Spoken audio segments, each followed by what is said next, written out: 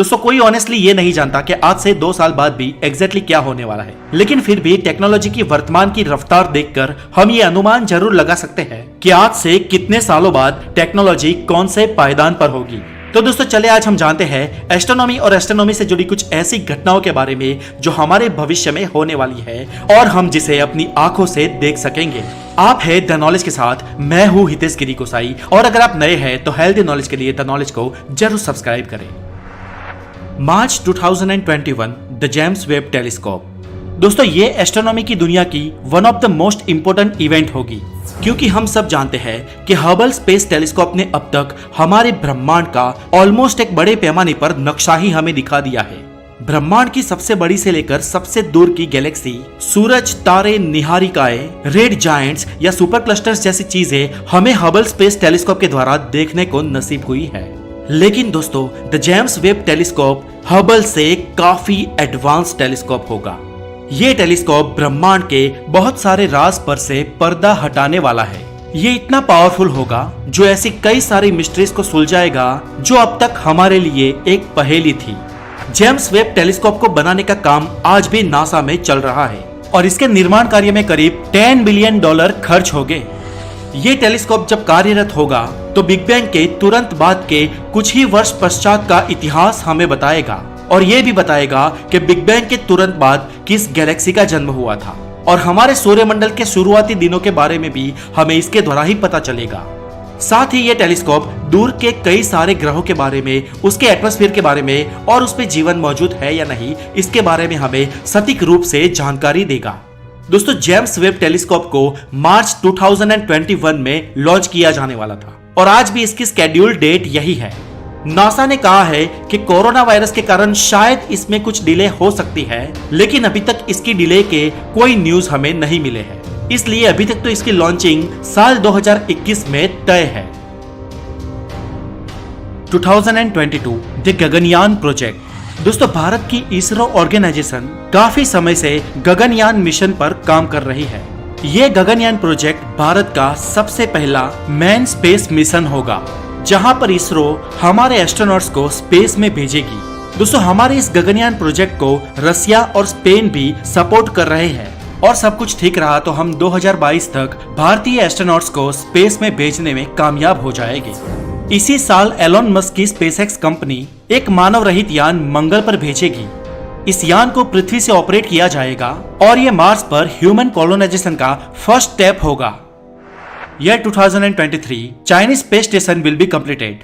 दोस्तों चीन अपना खुद का स्पेस स्टेशन बनाने जा रहा है और उसका यह दावा है कि साल 2023 तक ये स्पेस स्टेशन बनकर कंप्लीट हो जाएगा और इसकी एक टिकट खरीदने की कीमत होगी 75 करोड़ रुपए। जी हाँ, 75 करोड़ रुपीस में आप स्पेस होटल में 12 दिन तक रह सकते हैं। और इसी साल में यूरोपियन स्पेस एजेंसी जूइस को लॉन्च करेगी।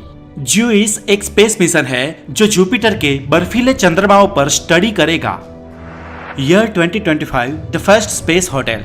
दोस्तों हम इंसानों में से कुछ 5 या 6 इंसान हमेशा स्पेस में रहते हैं। कहाँ रहते हैं? तो इंटरनेशनल स्पेस स्टेशन में रहते हैं और ये इंसान एस्ट्रोनॉट्स होते हैं।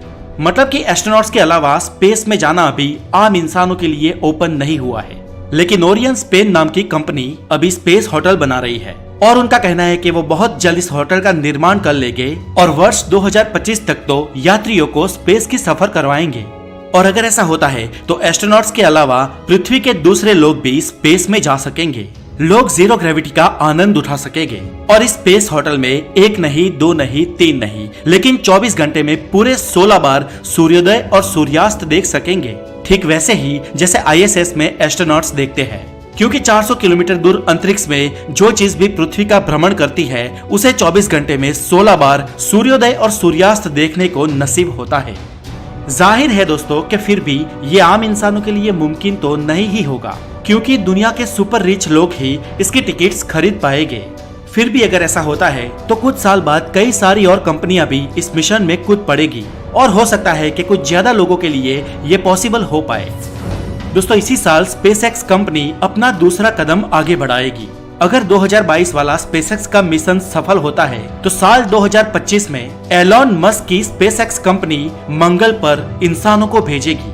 शुरुआत में जाने वाले ये इंसान क्रू मेंबर्स हो गए, यानी कि कोई आम इंसान नहीं हो गए, लेकिन प्रशिक्षित एस्ट्रोनॉट्स हो गए जो मंगल पर जाके कई सारी जानकारियां जुटाएंगे और भविष्य में मार्स कॉलोनाइजेशन के लिए क्या क्या जरूरी है इस बात के वहां जाकर आंकड़े जुटाएंगे। ये यान अगर 2025 में पृथ्वी से निकला तो 2027 से पहले पहले वहां पहुंच जाएगा, क्योंकि पृथ्वी से मंगल तक पहुंचने में 150 से 300 दिन तक का समय लगता है और ये डिपेंड करता है स्पेसक्राफ्ट की स्पीड और लॉन्चिंग के टाइम पृथ्वी मंगल से कितना करीब थी इस बात पर। वैसे जब भी ये लॉन्च होगा उस वक्त पहुंचने के टाइम को कैलकुलेट करके सुनिश्चित कर दिया होगा। और अगर इंसान 2027 या मान लो कि उसके कुछ साल बाद भी मार्स पर जाने में सफल हो जाते हैं तो ये इंसानियत के लिए चांद पर पहुंचने से भी बड़ा अचीवमेंट होगा और इंसान रूबरू ये जान पाएंगे कि मार्स पर कैसे हालात है और वहां पर मानव बस्ती बसाई जा सकती है या नहीं। यह 2029 दोस्तों, हमने 2008 एंड 2009 में ग्लीस 581 प्लेनेटरी सिस्टम में 2 रेडियो सिग्नल्स भेजे थे, या यूं कहे कि पृथ्वी की तरफ से 2 मैसेजेस भेजे थे। ये ग्लीस 581 हमसे 20 प्रकाश वर्ष दूर लिब्रा कॉन्स्टेलेशन में स्थित एक पूरी प्लेनेटरी सिस्टम है और हमारे वैज्ञानिकों का ये मानना है कि वहां पर लाइफ होने के स्ट्रॉन्ग चांसेस है। इसीलिए अगर वहां कोई रहता है तो हमने यहां से रेडियो सिग्नल्स भेजे थे और हमारा ये मैसेज ईयर 2029 में उस प्लेनेटरी सिस्टम तक पहुंच जाएगा। और अगर वहां पर कोई लाइफ एग्जिस्ट करती है और वो हमारे जैसी या हमसे ज्यादा विकसित है तो वो भी हमें रिटर्न मैसेज भेजेगी जो उसके ठीक 20 साल बाद हमें मिलेगा। ईयर 2030 इस साल नासा इंसानों को मंगल पर भेजेगी, यानी कि अगर स्पेसएक्स कंपनी इससे पहले मंगल पर पहुंचने में फेल हो जाती है तो मंगल पर सबसे पहले इंसानों को भेजने का श्रेय नासा को जाएगा। नासा के बाद अमेरिकन और चाइनीज स्पेस एजेंसी भी इंसानों को मंगल पर भेजना शुरू करेंगी।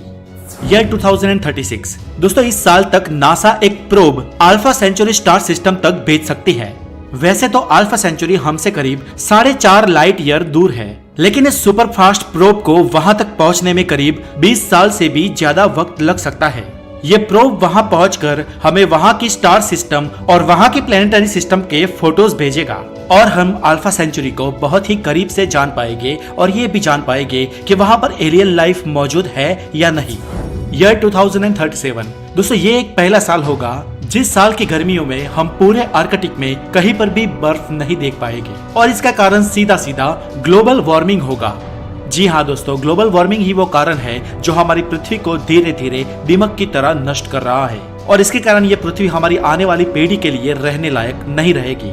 लेकिन सच तो ये है कि ये सब हमारा ही किया धरा है, ये सब हमारी ही महत्वाकांक्षाओं का नतीजा है और इसके कारण भविष्य में ये पृथ्वी हमारी आने वाली पीढ़ियों के लिए रहने लायक नहीं रहेगी और इसीलिए वैज्ञानिक मंगल पर जाने की सोच रहे हैं। सर स्टीफन हॉकिंग ने भी ये कहा था कि इंसानों को अपनी आने वाली पीढ़ी के लिए भविष्य में एक नया प्लेनेट खोज निकालना होगा और इसी कारण आज इंसानियत मंगल पर जाने की पूर्ण जोश से तैयारी कर रही है। ईयर 2050 दोस्तों, ये साल हमारे लिए बहुत ही महत्वपूर्ण होने वाला है क्योंकि हमने ग्लीस 581 गैलेक्सी में जो रेडियो सिग्नल्स भेजे थे उस रेडियो सिग्नल्स को अगर वहां रहने वाली किसी सभ्यता ने कैच कर लिए होंगे तो वो लोग जरूर इसका रिप्लाई हमें भेजेंगे और अगर उन्होंने रिप्लाई किया तो ये रिप्लाई हमें सन 2050 से पहले मिल जाएगा और अगर ऐसा होता है तो हम ये जान लेंगे कि हमारे अलावा भी हमारी गैलेक्सी में किसी सभ्यता का बसेरा है। इसके अलावा अगर स्पेसएक्स और नासा के मंगल पर पहुंचने के पिछले सारे प्रयास सफल हुए होंगे तो साल 2050 में पृथ्वी से एक बहुत बड़ी स्पेसशिप मंगल पर भेजी जाएंगी और इस स्पेसशिप में पृथ्वी से बहुत सारे इंसानों को मंगल ग्रह पर ट्रांसफर किया जाएगा। मंगल ग्रह को सामान्य इंसानों के लिए रहने लायक तो बना दिया जाएगा, लेकिन दोस्तों यहाँ भी वही बात है जो स्पेस होटल के लिए थी, क्योंकि यहाँ भी सामान्य इंसान से मतलब सिर्फ अमीरों से है। पर फिर भी अगर ऐसा होता है तो ये इंसानियत के लिए बहुत बड़ा कदम होगा क्योंकि ये ह्यूमन कॉलोनाइजेशन की मंगल पर शुरुआत होगी और मानव बस्ती धीरे धीरे मंगल पर ट्रांसफर होना शुरू हो जाएगी। लेकिन दोस्तों फिर भी ये सारी संभावनाएं हैं और ये संभावनाएं साइंटिफिक प्रिडिक्शंस पर आधारित है, इसीलिए इसमें ज्यादातर सच्चाई है और ऐसा हो सकता है, लेकिन फिर भी कल किसी ने नहीं देखा और पृथ्वी पर कुछ भी ऊंच नीच हो जाने से ये सारी संभावनाएं सिरे से खत्म हो सकती है। ईयर 2067 मर्क्यूरी अकल्ट्स नेपच्यून 2065 में वीनस और जुपिटर के आमने सामने आ जाने के बाद यह 2067 में मर्क्यूरी और नेपच्यून एक दूसरे के ठीक आमने सामने आ जाएंगे। ये रेयर एस्ट्रोनॉमिकल इवेंट 15 जुलाई 2067 के दिन होगी और ये दोनों प्लैनेट्स लगभग 24 घंटे तक एक दूसरे के आमने सामने रहेंगे और ये एस्ट्रोनॉमी की दुनिया की सबसे बड़ी घटनाओं में से एक है। ईयर 2100 दोस्तों, सब कुछ ठीक ठाक चलता रहा और पृथ्वी और मानव सभ्यता पे कोई आंच नहीं आई और जीवन ऐसे ही चलता रहा तो 2100 की साल तक मानव सभ्यता इतनी विकसित हो जाएगी कि हम हमें सूरज से मिलने वाली सारी ऊर्जा का उपभोग करना सीख लेंगे और हमारी मानव सभ्यता कार्दोसेव के स्केल में आगे बढ़ेगी। हो सकता है कि उस वक्त हम हमारी मानव सभ्यता को मंगल पर ट्रांसफर कर चुके हो या फिर यह भी हो सकता है कि हम समय पर सचेत हो गए हो और हमारी पृथ्वी को ही भविष्य में हमारे रहने लायक बना लिया हो। जो कुछ भी हो, लेकिन अगर मानव सभ्यता 2100 की साल तक बची रही तो बेशक वो बेहद ही विकसित हो चुकी होगी। दोस्तों, इस वीडियो में भविष्य में घटने वाली कई एस्ट्रोनॉमिकल इवेंट्स को नहीं दिखाया गया क्योंकि उसके ऊपर हमने पहले ही एक वीडियो बना ली थी जिसकी लिंक डिस्क्रिप्शन में दी गई है। आप वहां जाके उस वीडियो को जरूर देख सकते हैं। और दोस्तों, आज के लिए इतना ही और ऐसी कौन सी भविष्य की घटना है जिसे आप देखना चाहेंगे हमें कमेंट करके जरूर बताएं। और अगर आप नए हैं तो द नॉलेज को सब्सक्राइब जरूर करें। अपना बहुत सारा ध्यान रखें। Take care.